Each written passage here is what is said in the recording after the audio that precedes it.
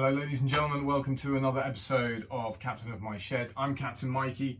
This episode, well, I haven't posted for a little while, so I wanted to tell you what's coming up next in the next few weeks, the kind of things we're going to be looking at, and it's going to be mainly based around a nice project that I picked up.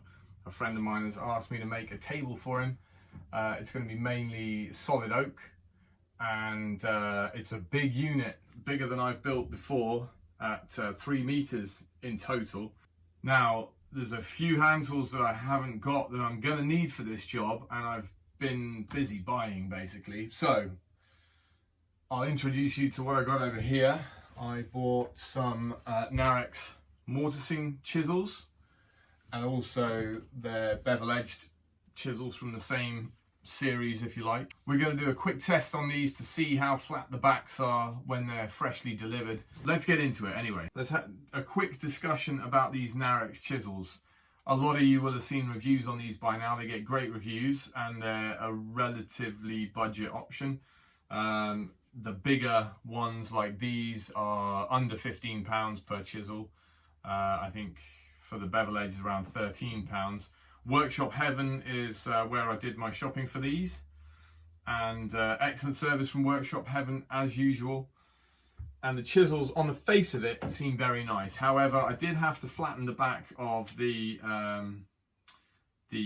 mortising chisel, as you'd expect, but it did take me quite a lot of time, quite a lot of effort to get it nice and flat, which was a bit disappointing. So we're going to go into the bevel edge chisels, see if we've got the same kind of issue. I'll show you how I'm initializing them, what you might want to do when you get your first set of chisels or a new chisel, to make sure that the back is flat at least. It's not going to be a full-on sharpening video, just a quick introduction to initializing the back at least.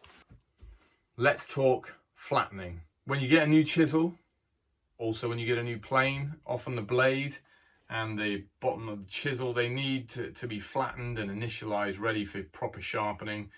And it's a nice way to check just how decent these tools are straight out of the box. As you can see, I've started on this one already, but these sort of lines running across here are machine marks, tooling marks, and that's what we're going to try and get rid of.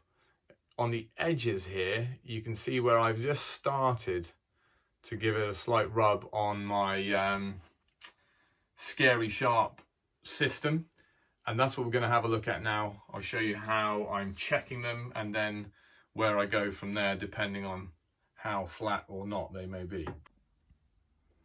Okay, what you're looking at here is my sharpening system, such as it is. We've got on this is a piece of toughened float glass, it's called. This is float glass, and it's as flat as you're going to get, basically. I think the saying is as flat as the curvature of the earth. And if you're a flat earther, and I'm a pilot, so it would be a bit bonkers of me to be believing in that kind of thing, but if you're a flat earther, then it's particularly flat. But in my world, it's only as flat as the curvature of the earth, which is pretty damn good. And on this side, I've just got a Trend 2-sided 300 grit and 1000 grit diamond plate that I use for a bit more aggressive sharpening. So use some glass cleaner on there, and I'm just going to make sure that this chisel is nice and flat on the surface, and just start give it a rub. This is 1500 grit, so it's not very aggressive. I just at the moment want to check to see how flat this this blade is straight out the box. Now let's see. You can see we've got a kind of arc, and we're just picking up the front edge now. And like I say, this is 1500 grit, or 1200 grit rather, and that's a good start actually. That is more what you want. And I'm actually almost all the way across that front edge already, which is great. So let's go a little bit more aggressive. We'll start using the diamond stone. I might just stick, because it's going well, I'll stick to 1000.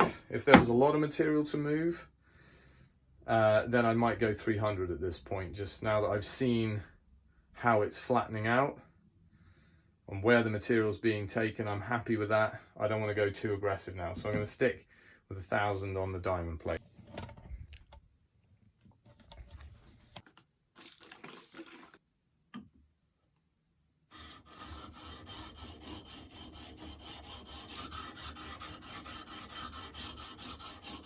Not too much pressure, by the way. Rob Cosman does a great video on this, and he describes the pressure you want to apply as not quite enough to crush a firm grape.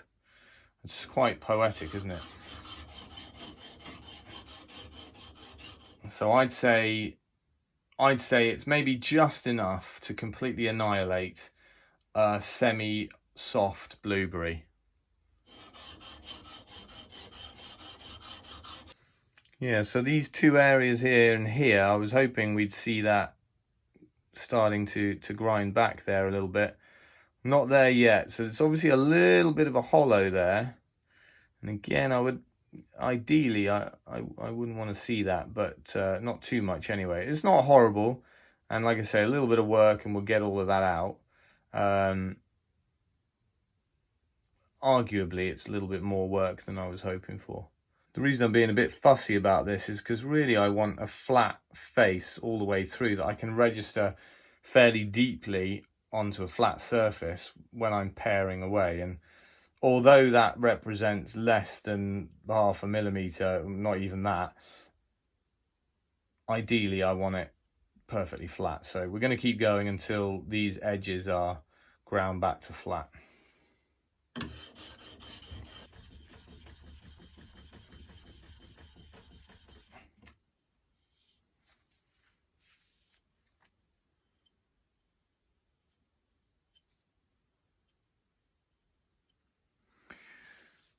It's looking pretty good. If I just strop that a little bit on some leather with some polishing compound, it'll be basically a mirror finish on the underside there, which will be perfect for when I start to sharpen the other face. I think once I've got this sharpened, it's going to be a lovely tool.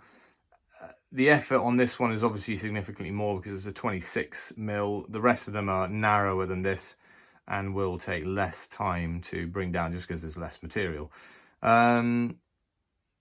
Yeah, there we are. Right, that's it everyone. Thanks very much for watching again, much appreciated. If you want my initial opinions on the Narex chisels, so I've got here the bevel edge chisels, a 26, a 16, a 6 and a 3. And in the mortising chisels, I've got a 16, a 10 and a 5. I've put the 16 mil mortising chisel through its paces, making this absolute behemoth here, and putting a mortise straight through this really heavy, dry, solid old piece of oak. Put it through its paces and it dealt with it really well, and I did have to put in the work on that one to flatten it, but like I say, once that's done, I think you've got a nice set of chisels there, perfect for most woodworking applications. Perhaps not ideal for dovetails and really fine stuff, but that remains to be seen. I'll let you know how I get on with that. Next week probably will be me making this bad boy, and I'll show you how I went about doing that. For now, take care guys, thanks for watching, see you next time.